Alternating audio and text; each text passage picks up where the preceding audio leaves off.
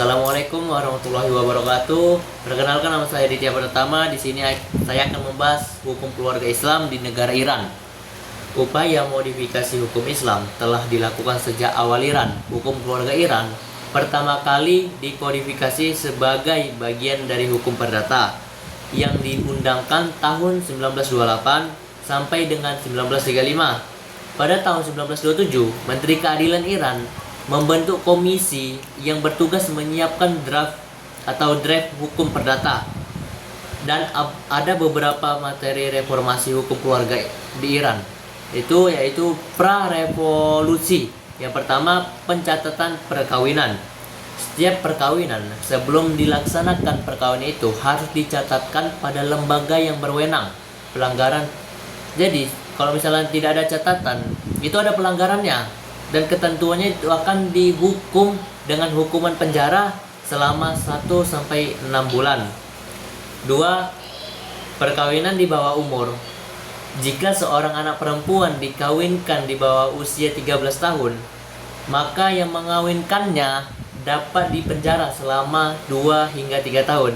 Bagi orang yang melanggar dapat dikenakan denda 2 sampai 20 rial. Menurut mazhab Ja'fari, seorang yang telah dipandang dewasa jika telah berumur 15 tahun bagi pria. Jadi kalau bagi perempuan itu 9 tahun. Yang ketiga, perjanjian kawin.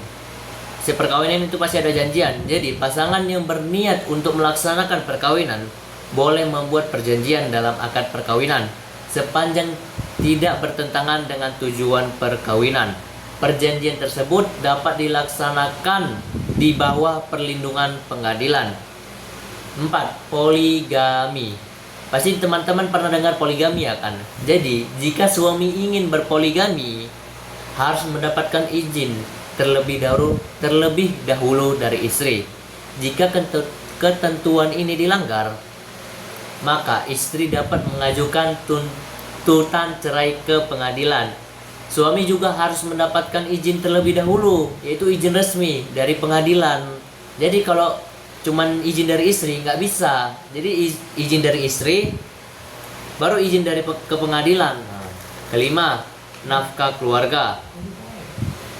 Suami wajib harus memberikan nafkah kepada istri dan keluarga. Nah, jika suami tidak memberi nafkah kepada istrinya, maka istri mengajukan ke pengadilan. Jadi jika suami tidak mengikuti perintah yang disuruh pengadilan, maka istri berhak mengajukan tuntutan cerai. Berarti istri ini harus berhak juga mendapatkan tuntutan cerai kalau suami tidak memberikan nafkah kepada istri dan keluarganya. Keenam, perceraian. Jika ingin mengajukan perceraian, harus mendapatkan sertifikat cerai atau tidak dapat dukun kembali. Berarti kita harus mendapat izin. Biarkan gini loh teman-teman, berarti kita kalau mau cerai itu kita kan ke pengadilan atau ke KUA, berarti kita meminta izin. Berarti pengadilan itu akan memberi sertifikat yang dinamakan itu tidak dapat dukun kembali tuh. Jadi kalau tidak dapat itu, maka teman-teman itu tidak bisa perceraian. Tapi itu kan di dalam negara Iran, ya kan. Tapi kalau di negara Indonesia kita mungkin beda pendapat, kita tidak tahu karena di sini saya membahas negara Iran.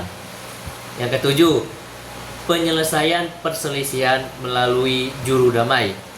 Pengadilan dapat menyerahkan penyelesaiannya atau perselisihan keluarga pada arbitrator jika diminta oleh pasangan suami istri yang bermasalah, khusus kasus yang berkenan dengan validitas perjanjian perkawinan dan perceraian yang berbelit-belit, ditangani sendiri oleh pengadilan, tidak diserahkan pada arbitrator. Jadi teman-teman, ada kesimpulan ini. Saya menjelaskan pasti ada kesimpulan, ya kan? Nah, kesimpulannya gini. Pertama, hukum keluarga bermazhab Ja'far tanpa reformasi. Yang kedua, hukum keluarga yang terkodifikasi dengan reformasi. Dan yang ketiga, yang terakhir teman-teman, kembali pada hukum keluarga klasik. Mungkin sampai sini penjelasan kita Sebelumnya saya mohon maaf jika ada salah.